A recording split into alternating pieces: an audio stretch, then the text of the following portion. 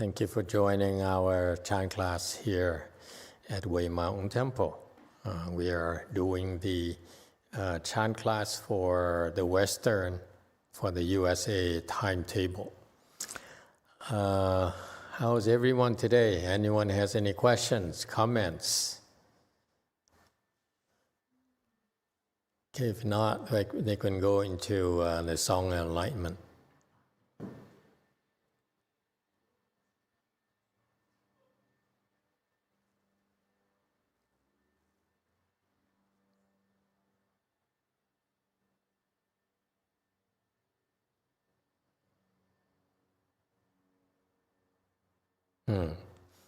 Okay, this is again for background information. Song Enlightenment is a work of Great Master Yongjia, who is supposedly the seventh patriarch.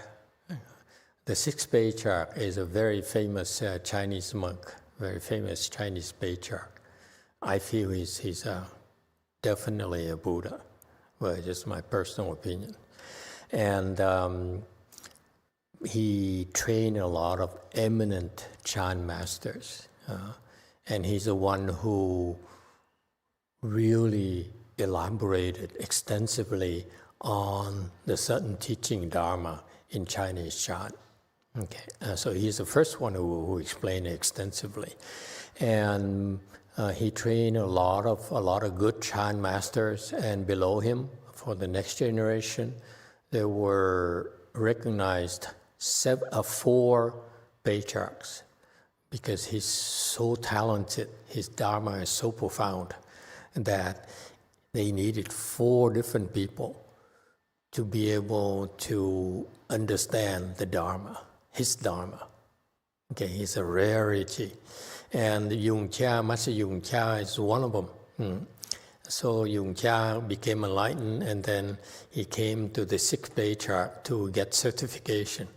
That is the case. When you enlighten, the rule for enlightened people is you don't claim that you're enlightened. You never claim you're enlightened. Okay?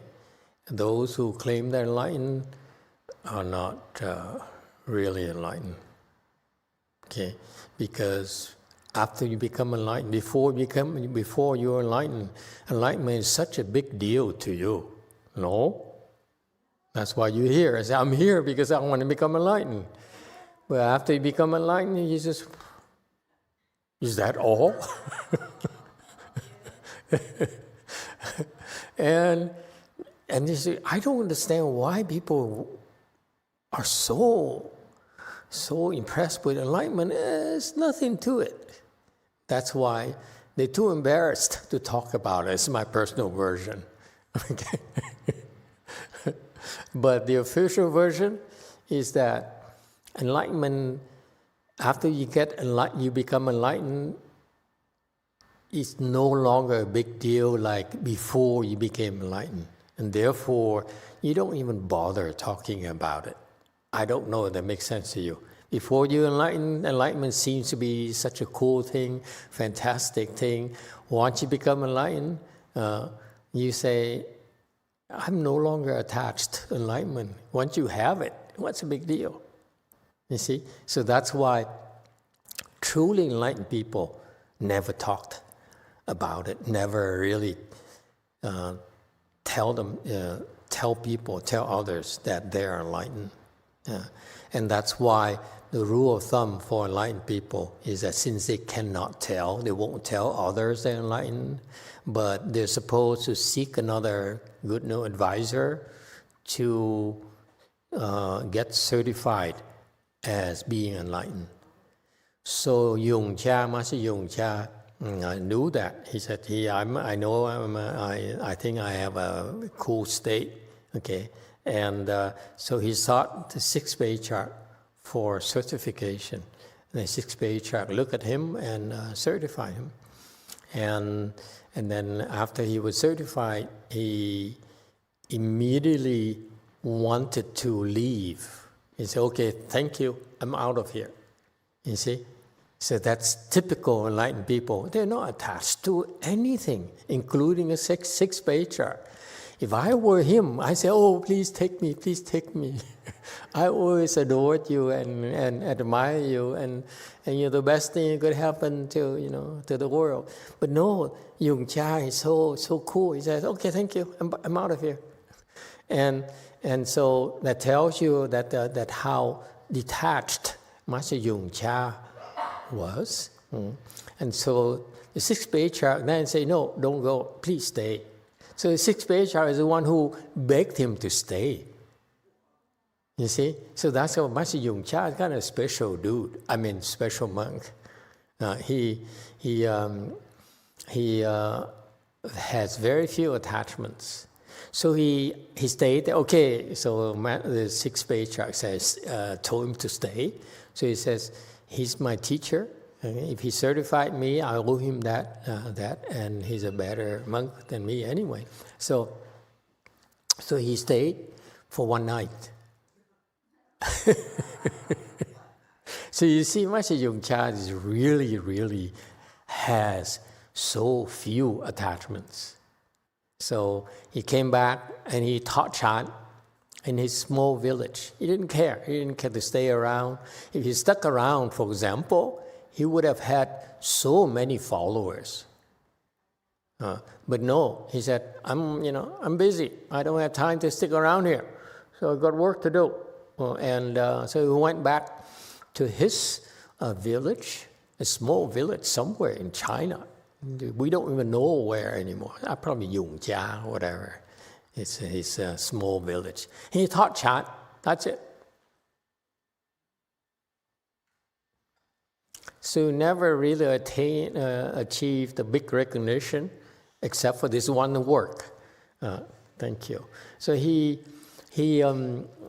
taught Chan, and he's perfectly happy teaching Chan to a handful of people. And then in his spare time, because he was in a lot of busy work, so in his spare time he composed his Song of Enlightenment. So this is the first time ever in the history of Chinese Chan where a Chan master explained about enlightenment. Okay, so it's the very first time ever. Back then, Chan was still in the early stages of development, so this work here is highly revered because it gave insights into what this enlightenment is about. Okay, so it's so extensive that he wrote something about called Song of Enlightenment, and unlike nowadays where people claim they're enlightened, they're speaking nonsense. When Master Yung Cha described his enlightenment, this is really a incredible glimpse, insight into the world of enlightenment, if you will. Okay, that's why it's highly revered. Okay. All right, so we are on slide 103. The context is that he started talking about, he said, what I'm going to talk about is the state of enlightenment. Okay? And I'm kind of ambivalent about it. He is the first one to talk about it. That's why it's a great thing for Chinese Chan. But nowadays, it's probably not as advisable because it's a different world. Here we have different kind of culture.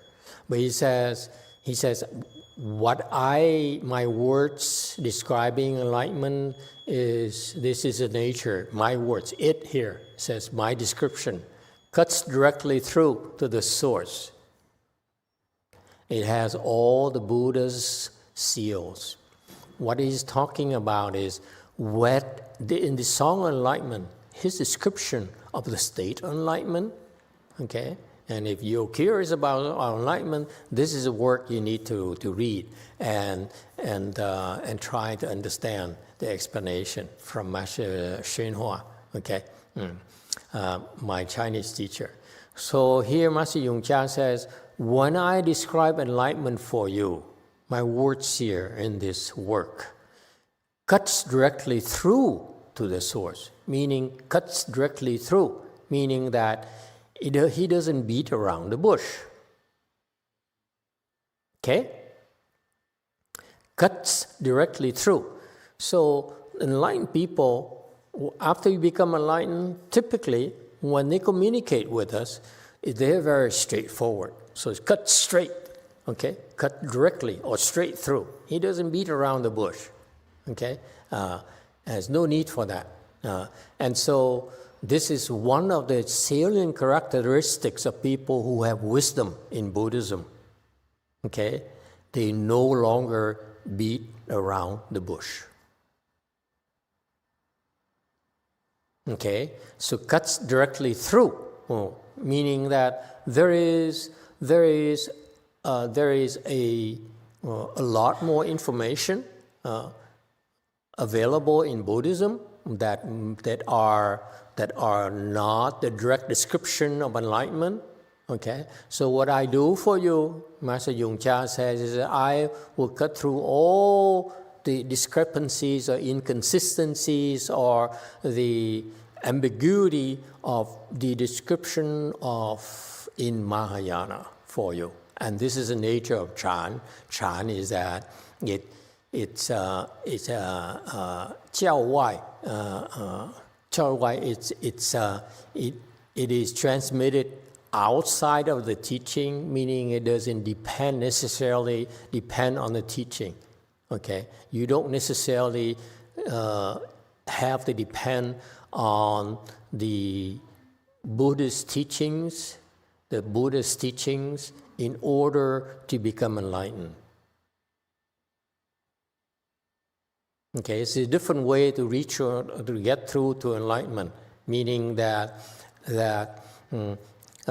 whatever you learn in the scriptures, Buddhist scriptures, the sutras and shastras and so forth, have their use. But the Chan school characteristic is that it cuts directly through all that huge Buddhist teachings, and that's why it saves time. You can spend your entire life learning the Buddhist scriptures, you still can't get very far, okay, because of the depth of the Buddhist teachings. The breadth and the depth of Buddhist teaching is so vast that most people, they spend their entire life learning about it, they don't get it. Okay? And so the Chan school, as Master Yongcha spells it out here, the Chan teaching, Chan instructions is designed to cut directly through, meaning that it's the shortest route to the intentions of the Buddha, to the source. The source is the Buddha's teaching. Okay? And so what I'm describing you, Master Yongcha says, what I'm describing to you in this Song of Enlightenment here is actually my own words, but it directly cuts through all the Buddhist scriptures, all the Buddhist teachings, straight to the intentions and meanings of the Buddha. Saves time, basically. And that's why in the Chinese Chan, they said, we are transmitted outside of the teaching. That's the meaning of that.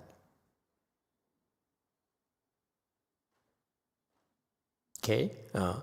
It is sealed by all Buddhas, meaning that, what does it mean, sealed by all Buddhas?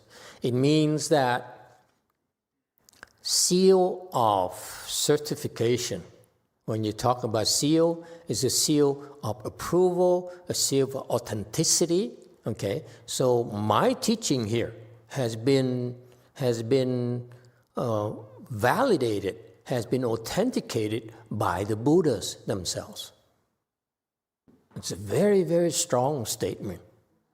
He says, have no doubt, have no fear. Okay, my teachings here in the Song Enlightenment is exactly has been approved by the Buddhas. Yes, DTT. 마스터, 제가 마스터께서 저한테 그 배드마우스를 참여하라고 지침을 주셨고 매일매일 하라고 하셨고 그 인스트럭션을 처음 주셨던 게 2022년 11월이었는데 지금까지 매일 하고 있거든요. Master, you gave me some instruction at 2020 November. You said repent bad mouth. So I do repent every day so far. 그래서 이제 지금까지 새벽 예보로 똑같이 가장 오래 하고 있는 인스트럭션이 이제 매일매일 구업을 참여하고 있는 것인데요. 네, 한 번 더 끊을게요. So after the morning ceremony, I repent my bad mouth every day. 제 질문은 저의 기준에서는 그냥 다이렉트로 그다음에 스트레이트로 얘기를 하는데 또 어떤 누군가는 제가 배드마우스라고 하는 거예요. 네. But in my criteria, I said straightforwardly. But some people said it's bad mouth. 그러니까 예를 들면 저의 기준에서 세수를 안 한 사람한테 세수를 안 했다. 세수를 안 하셨잖아요. 라고 말한 것뿐인데 어떤 사람한테는 제가 구업을 지었다고 하는 거니까 제가 좀 그 경계가 혼란해서요. For example, there is a person who didn't wash his face. So I told him that you didn't wash your face. So I said straightforwardly, but some people said it's bad mouth. So I'm very confusing about the criteria. 그다음에 이제 두 번째 문제는 뭐냐면 제가 이런 생각을 가지고 있다 보니까 마스터께서 시키시는 대로 매일 앞에, 그러니까 제가 영화 스님 도량에 있는 동안에는 매일 아침 모닝 세레머니가 끝나면 바로 불단 앞에 나가서 삼배를 하면서 참회를 하는데 시키신 거니까 한다 뿐이지 전혀 제 마음에서는 그냥 사실대로 말한 건데 왜 내가 이게 계속 참여해야 되지? 그러니까 시키셔서 하는 것뿐이지 저는 아무런 감흥이 없거든요. 그래서 이게 좀 두 가지가 고민이 돼가지고 질문 드렸습니다. So every morning, after morning ceremony, I go in front of the Buddha altar, and then I bow 3 times, and I repent. But I'm thinking that I'm following your instruction. But I just said straightforwardly, why should I repent? So Very good. Excellent. You've been repenting since 2020? 22, 20? 2022년 11월부터 했었어요. 2022. 22, every day. 영화 스님 도량에 있는 동안에는 했어요. While I'm in your way place. Yes, Only in when you in our my way place. And the rest of the time you did not bother repenting. 그게 아니고요. 마스터 제가 마스터 지침이라서 매일 모닝 세레머니를 하고 있고 만약에 여행을 갔다거나 그러면 능엄조가 포함되어 있기 때문에 마스터께서 새벽 예불 하지 말라고 하셔서 그렇게 장기 여행이나 출장 이런 거를 제외하고 수행을 하는 동안에는 했고 한번 끊을게요. So following your instruction, I do morning ceremony every day. But when I go to some travel or go to business trip, since the morning ceremony include the Shurangama mantra, and then you said it's better not to recite Shurangama mantra, so only except those situations I did every day. 그리고 이제 제가 뭐 일상생활을 데이타임에 하다가도 이거 좀 내가 말실수를 했다라고 인식을 하는 동안에는 당연히 제 구업에서 참여를 하는데 제가 이 다시 원래 질문으로 돌아가서 제가 이렇게 다이렉트로 스트레이트로 하는 거랑 부업이랑 그걸 잘 모르겠어요. And when I recognize I made a mistake, then I repent. But I'm very confusing about the straightforwardly and then the bad mouth thing. I am a little bit lost to myself, I admit to you.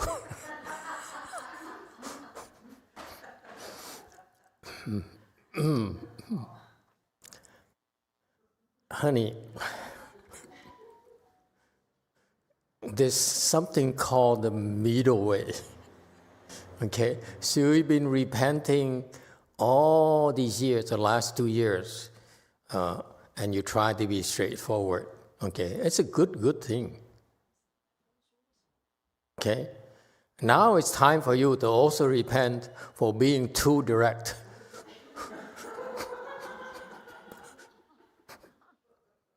I'm sorry, I'm trying to keep a straight face.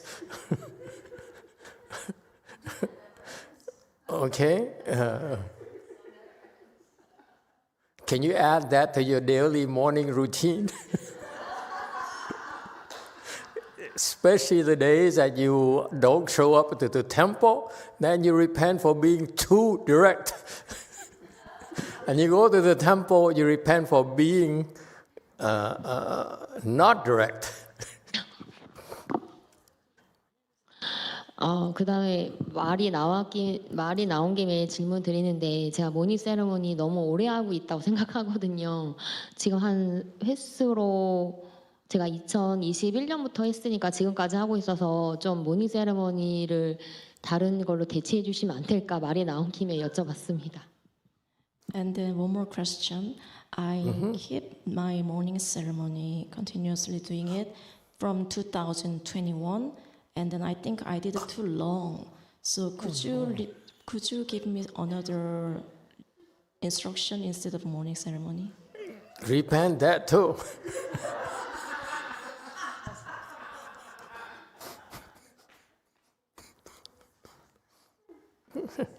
You still have questions?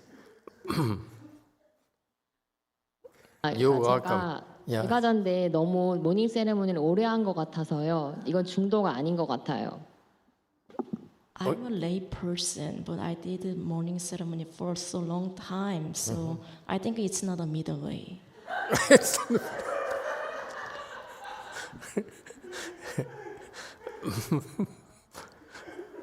Okay, so but you only do it only selected days. You're not doing it every day. That's a middle way. 아니요, 마스터. 저 매일 하고 있거든요. 무슨 말씀이세요? I do every day. You do every day. Okay. Listen.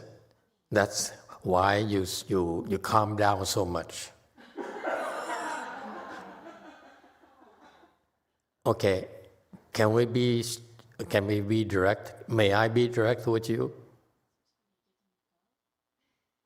Yeah? 아니요. 네. No, 네. Okay.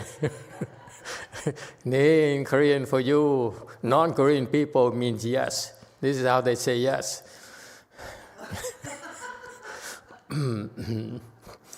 And this is what we in America say, I don't know. Okay.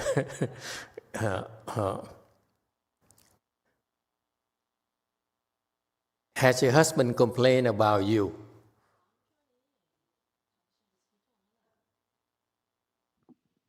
그 마스터, 그 남편도 모닝 세레모니가 지침이어가지고 지금 같이 하고 있어서 그 새벽 예불에 대한 컴플레인은 없어요.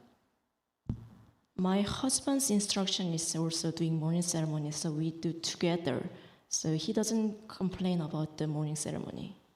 Okay, no. Does he complain about you? Did he say, like, for example, did he say that, honey, you're too direct to me? 네, 저 너무 잔인할 정도로 직접적으로 얘기한다고 너무 아프다고 불평해요. Yes, sometimes he complained that I'm too cruel, too directly. Too cruel. Poor guy. He is very special. Hang on to him, okay? Please. Okay, listen. You're doing all the right things except one small change now. Remember, repent on the days you don't go to the temple. Repent for being too direct. And when you go to the temple, repent for being direct. My point being that when you don't have wisdom, then you should be direct. Okay? You're not a teacher yet. That's why you best be direct. But when you have wisdom, like a teacher, then sometimes you cannot be direct. Okay? Does it make sense? That's a middle way. The middle way is that sometimes you're direct, most of the time you're direct, but sometimes you better not be direct. For example, let's assume that you're a teacher, okay? Okay, and that person who did not wash his face, suppose you're a teacher. Put yourself in the teacher's place. You sit here and you say, a person comes into the temple and he forgot to wash his face. Would you as a teacher tell him that you forgot to wash his face? No. It's not polite, right? You, as a teacher, would call his wife and say, you should remind your husband to wash his face.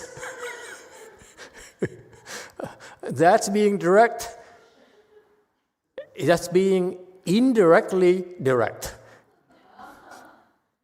You see? So instead of being direct with him, you direct with his wife. Does it make sense? So the people with wisdom manage to be direct, but indirectly. Does it make sense to you?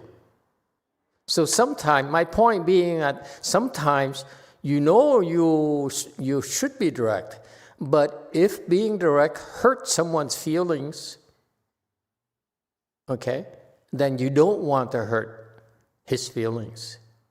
So that's why, all joking aside, when someone comes up to you and say, you should not be that direct to me because it's offensive, you should take that seriously. You should say, in that case, I should learn not to be direct with him.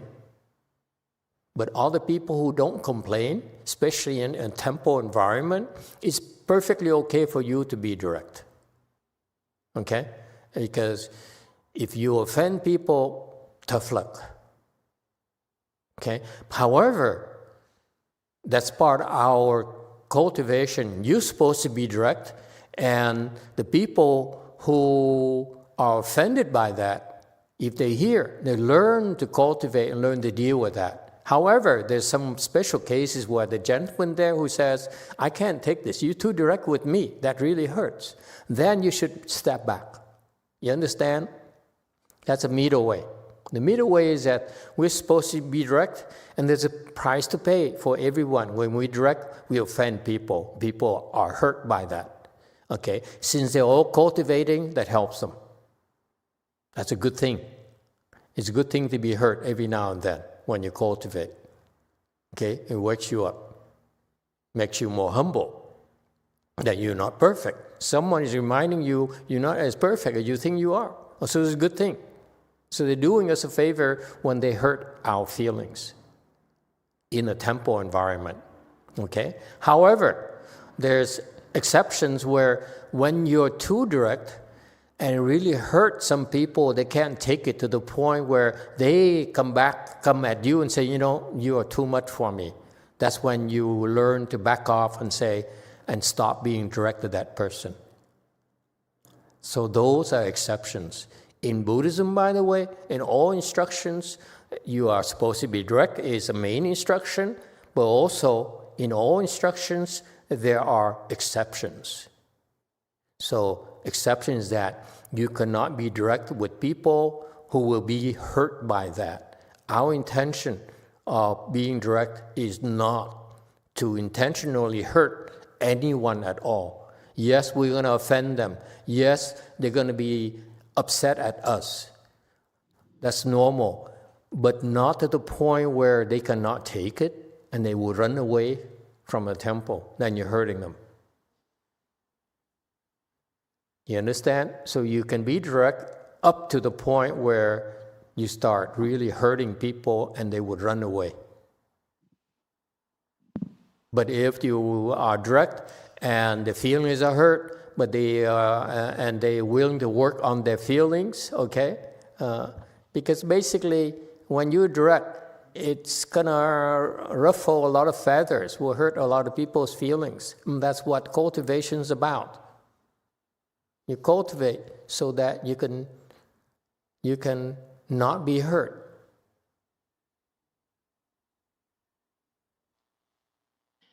맞서 제가 이 질문을 드렸던 게 생각이 났는데 제가 정말로 뭐 해치려고 하는 마음으로 기분 나쁘라고 제가 다이렉트로 얘기한 적은 정말 없고요. 네.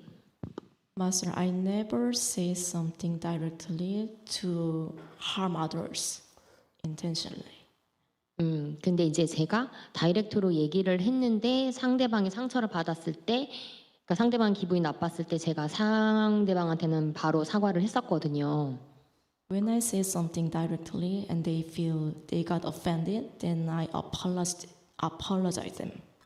근데 이제 문제가 생기는 거는 제가 사과를 했음에도 상대가 이제 마음이 안 풀리는 경우가 있었고, 제가 이 사람이 다이렉트로 얘기해도 되는지 안 되는지를 구별할 수가 없는 거예요. 제가 두 가지 문제가 있는 거예요. But even if I apologize to them, they still didn't forgive me. So sometimes I'm not sure when I can say directly or when I should not. I could not recognize it. Well, that's a learning process. When you direct, it's bound to offend people.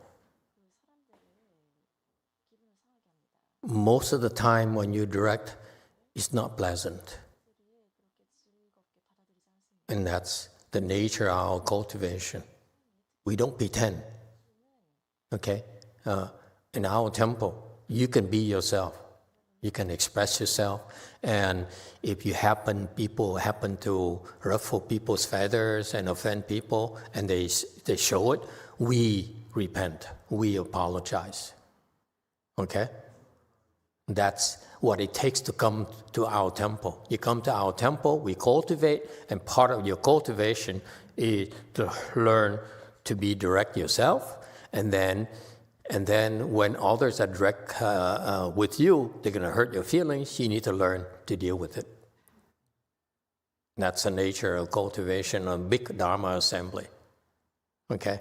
So you cannot avoid offending people.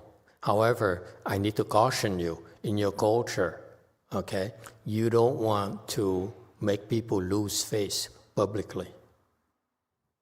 Be careful, okay? That's a big no-no in your culture, or Korean culture, Vietnamese culture, okay? I see that it's very, very offensive for most people, okay? So you may not want to be that direct in public, for example. Okay, don't embarrass others in front of others. There's one rule of thumb about being direct is that you're not a teacher. I'm a teacher. So I'm supposed to be a teacher, so I can be direct in public because my purpose is to hurt you more than others can hurt your feelings. That's a difference. When you direct with others, the feeling is not as hurt as much as when I'm direct with them, or with all of you. Well, that's my role, okay? But you're different. You don't want to offend people in public. Just because we're direct doesn't mean that we are careless, okay? Direct is that, direct, let me tell you one more aspect of being direct. Direct is also means that sometimes you have to bite your tongue. You don't say anything. You say, you want to be direct, but you say, I'm going to bite my tongue, wait until I can do it in private. or until a better time for me to say it. So that's part of the learning process. Being direct is that yes, you can be direct, but you can wait. Okay? You have to choose the right time to be direct as well. I hope it helps. Okay? So continue to repent. Yes, one.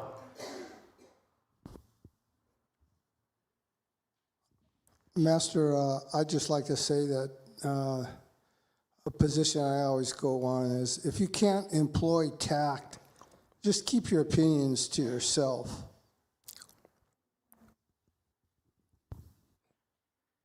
Until the proper time. It's your opinion, and maybe it seems dictatorial coming out of your mouth that you know better than this person's life, but you don't know clearly. You shouldn't say something that could be offensive or hurtful, strike a wrong chord with somebody. You don't really know. Mm-hmm. And I don't particularly like people that don't take that into consideration. In other words, I don't really want to be in a prolonged conversation with people that can't respect whom is listening to them. I agree. That's American culture, and you are a lot more considerate of others, people's feelings, and that's the culture here, and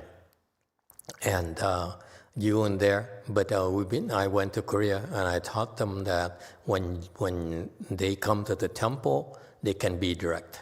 That's the only exception. When you're outside, you should be considerate and be careful. But at the temple, we are all cultivators. This environmental cultivation is perfectly okay to hurt others' feelings. Okay? And that happens, we all will learn to rise above it. Okay? So that's the only exception. But thank you for pointing it out. That's right. When you go outside, be more considerate, because people are not cultivating. They just want to live their lives, and they're not asking us to help them cultivate. So therefore, cut it out. Okay? Behave according to the society norms. Okay?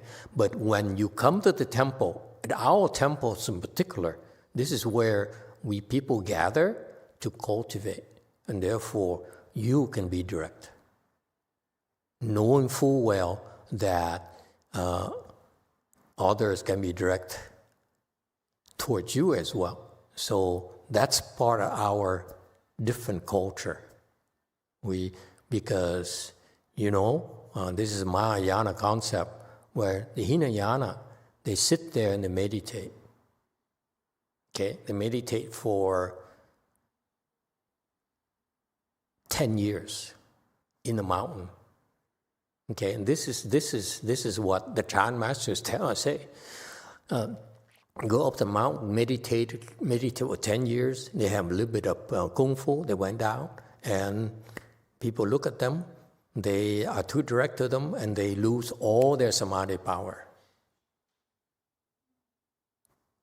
And that's because they cultivate by themselves, so they live in a cocoon. So when they go back to society, they can't handle the criticism. Whereas we live in society. I want to point this out to you, the difference. We live in society.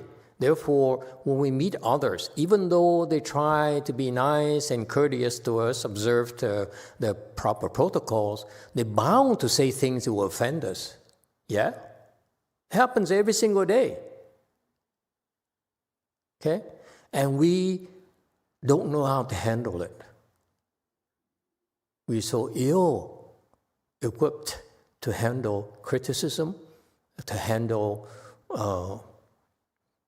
others' low opinions of us. Okay? And that's part of you use to cultivate. So in a way, in our temple environment, it's okay to be direct and not and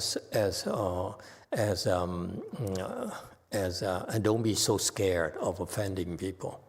But there are exceptions, like I just pointed out to Jumi. Yeah, that is, there are exceptions when people come to you and say, hey, this really hurts me, please stop. Then you stop. You apologize, you get down. Okay, I didn't teach Jumi this.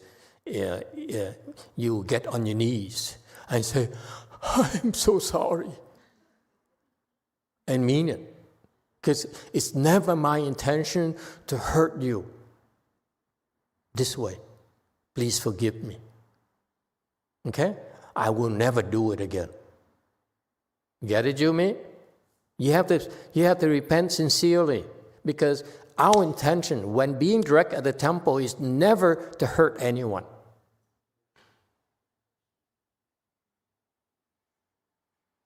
Yes, 5. I have 2 questions here. Yes. Thank you, Master. Here on YouTube, on live chat, we have 3 people who are interested in sharing some information. First of all, there is Jane Clymer, who has a comment for Jumi. Jumi, you are always welcome to talk to me directly. I welcome your directness. Then we have Stefan Wonkmuller. Amitofo, Master. I would like to get rid of my Buddhist books that are not from Great Master Shenhua or you. They are mostly Japanese Zen or Theravada. What should I do? Thank you. This is from Stefan in Germany. You could give them away to the libraries. I don't know if in Germany the libraries would accept books. That's what I would do. The library would just take any books. Basically, in Buddhism, they can't tell. Anyway, I would give them away to libraries. I would give them, return them to the temples where you got them from, or give them to temples. And what we do here in USA is that there are some people who would want to get rid of the books. They bring it to our temples, and we help them get rid of it. Okay, we burn them. We can do it without creating problems for ourselves, but you can't. So I'm glad you asked. When you have Buddhist things, be careful on how you dispose of them, because it's a very serious offense if you dispose of them improperly. Yes, 3rd question. 3rd is from one of our participants from live chat. His name is Hua, H-U-A. Thank you, Master. This is an update. I believe he has asked questions previously about, I guess, his girlfriend or relationships. He says, update from me. I broke up with my girlfriend a few weeks ago, and actually I'm feeling quite good about that. I thought I might regret it, but I'm okay. Blessings.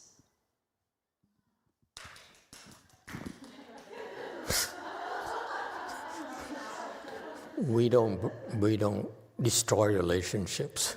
We improve relationships. Okay, please. People will get the wrong impression. When you do Chan, by the way, Chan, the nature of the Chan training is that it will improve your relationships. Absolutely. Okay. And of course, occasionally, it may be better because it's not meant to be to break it up. But if you want to improve relationships, actually Chan is a very good way. It will help you improve relationships. How so? Anyone else?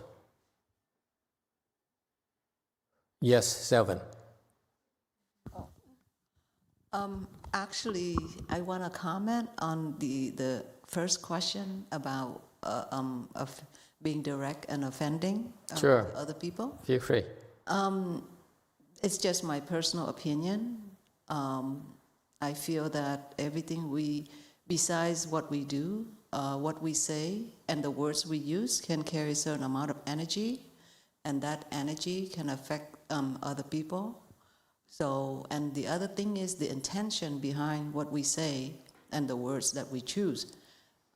if we are aware of the intention, sometimes we are direct, but we have to look within to see what intention we had behind those words. And the other thing that we have to be aware of is that words do carry energy, actions carry energy, so are words. So those can make an impact on others around us. So I sometimes, if we are not aware of the other people, take the neutral way or until we know better, the other person better so that we can approach them. So that's why sometimes they say how we say is maybe as important as what we say. But I believe that words do carry energy and it does make an impact on the person who's receiving it, and also it's going to reflect back on the person who says it. So I think being aware of our intentions and our choice of words might diffuse, the necessity to repent on what we say behind and cause misunderstanding. Okay. That's my just opinion. Very good. That's the common wisdom.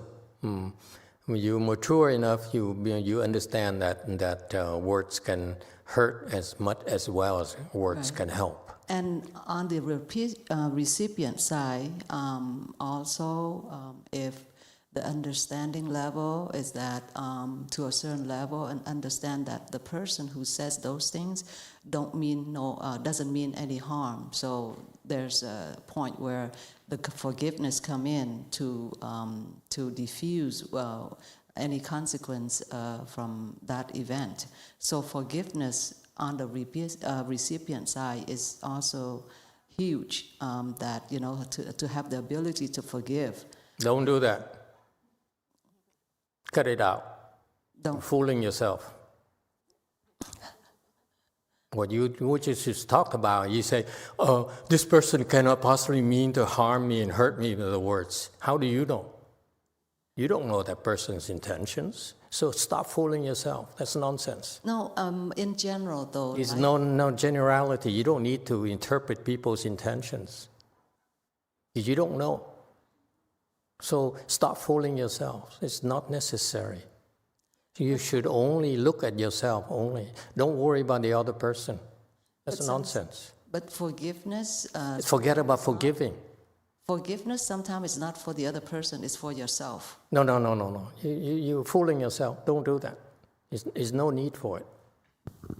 It's okay to be... The first part of your comment makes sense because it's a good thing. You have to be careful from your part not to hurt others. Okay?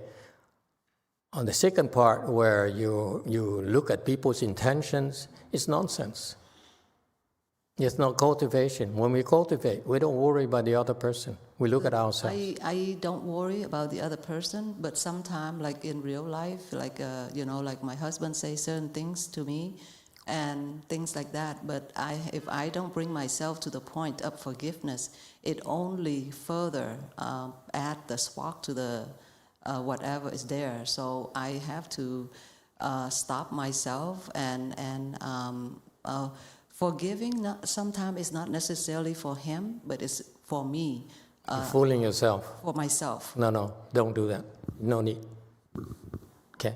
When you understand a little bit more, you see that it's a form of self-delusion. We don't advocate that. Okay? There's no need to forgive. We need to be honest with ourselves. You say, I'm still angry at you. That's my truth. I will not try to fool myself into forgiving you because you're Catholic. Okay? It doesn't matter.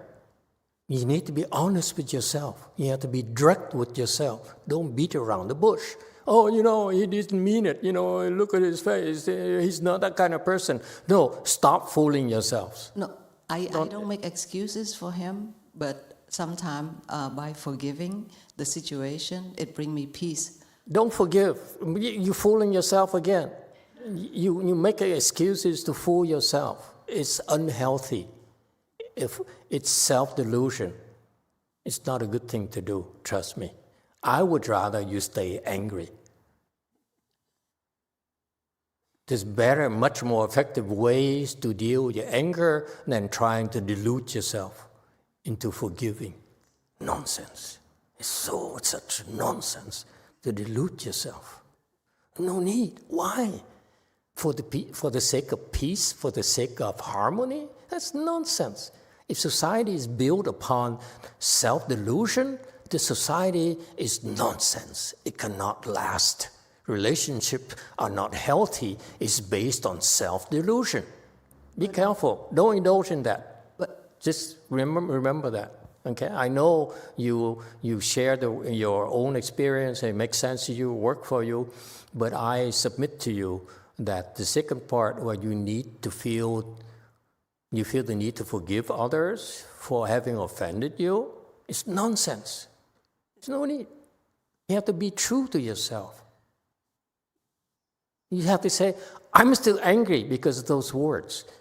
And by looking in your anger, you'll be able to fix it. But if you delude yourself and say, I don't want to be angry, it's better for me to forgive someone so that I'm not angry anymore, it's self-delusion. That's not Buddhism. But sometimes I feel that's more like a practice of compassion. Another delusion.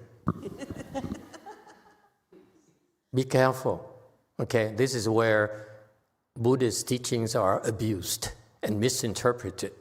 That's not what the Buddha meant. It's not how you're supposed to cultivate. That's wrong.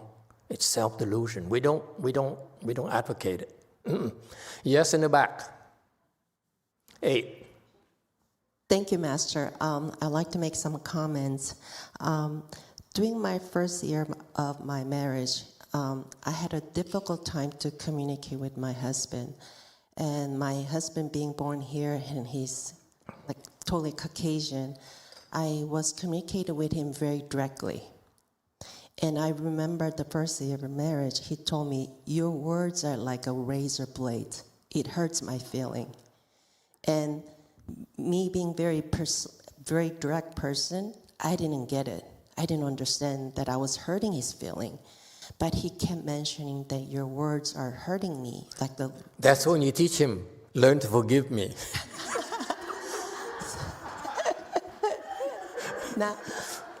Now through the cultivation, I now begin to understand that I need to balance.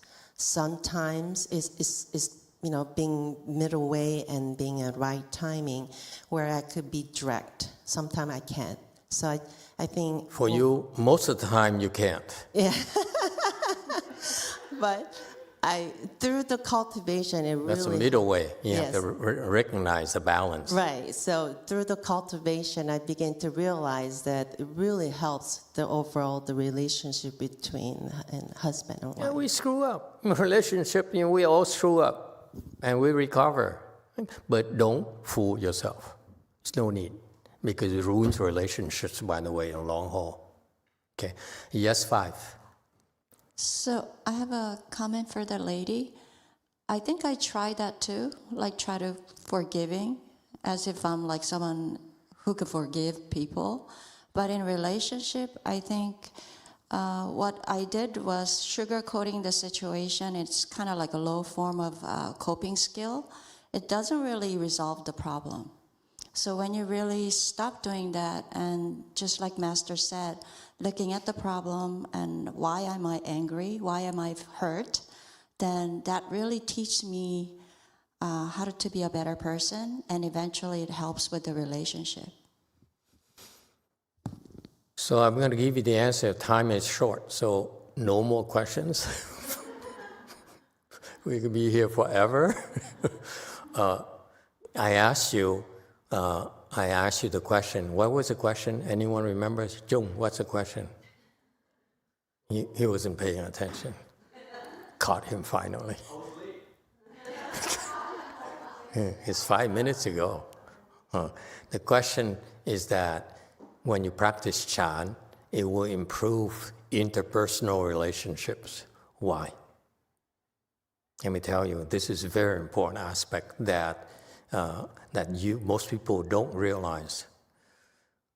When you practice Chan, okay, your relationship will improve. What does it take to improve relationships?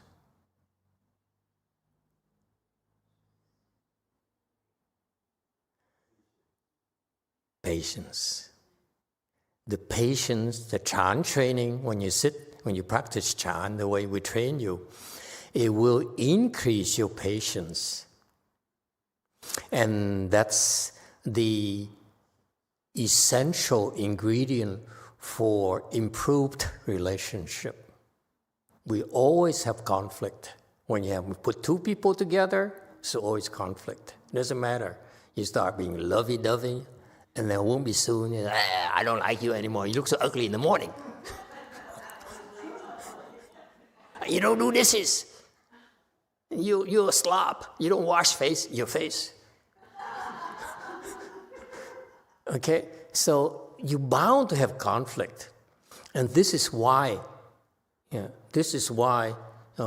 relationships deteriorate over time, because it adds up and up and up. And on the other hand, some people advocate, I should forgive them for offending me. That's a form of self-delusion that also will increase the distances. The resentment is still there. You say, I should forgive, it's to my advantage to forgive. But actually, you are unhappy. It's you who have to do all the forgiving. And the guy, especially the pale-faced guy, doesn't do anything. Okay? So don't do that. The point here is that in Chan training, you are being trained to endure something that's difficult for you to endure, leg pains, back pains, and so forth. The discomfort there is not natural for you, and yet you must endure, learn to endure it. That is a personal choice, okay? If you can endure that, it builds your patience. That's why when you're with someone else, they will do things that will offend you, okay?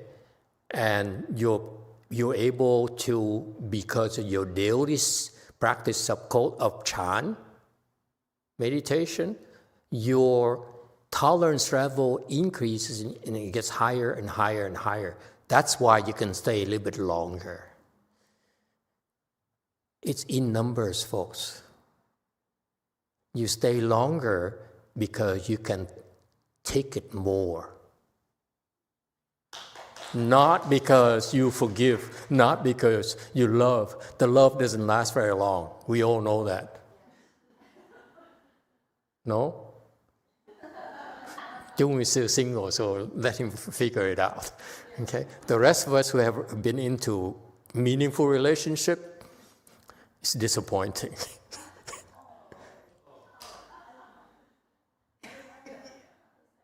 Okay? The only way for us to stay together is to tolerate more and more and more. And that's a Chan training, to the point where it's no longer tolerating, but also forgiving naturally without fooling ourselves. How can you forgive? How can you forgive? You forgive, learn, and this is a lesson for you. You forgive by first tolerating the hurt, okay? And number two, Chan will teach you to recognize your attachment that makes you get hurt. And you drop the attachment, he can't hurt you anymore. She can't hurt you anymore. Okay? That's a secret of great relationships. Yes, after a while, the love is not there anymore.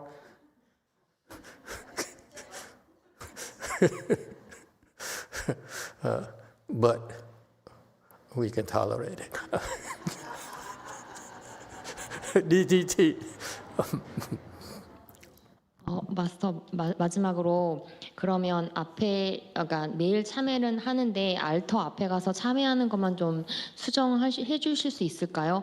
뭐 어떤 문제가 있냐면 제가 앞에 나가서 참회를 하니까 제 엉덩이가 마스터 XC를 향하게 돼서 좀 비켜서 했더니 지금 종인 스님까지 계셔가지고 알터 앞에 나가서 참회하는 것만 조금 수정해 주셨으면 감사하겠습니다. Master, I will repent every day. But one thing, could you change it? Your instruction is to repent in front of altar. But if I do that, my hip point to the Master XC, and then if I turn the direction, my hip point to the Jongin S님. So could you please change it? One final instruction for you. When I tell you not to ask questions, don't ask questions.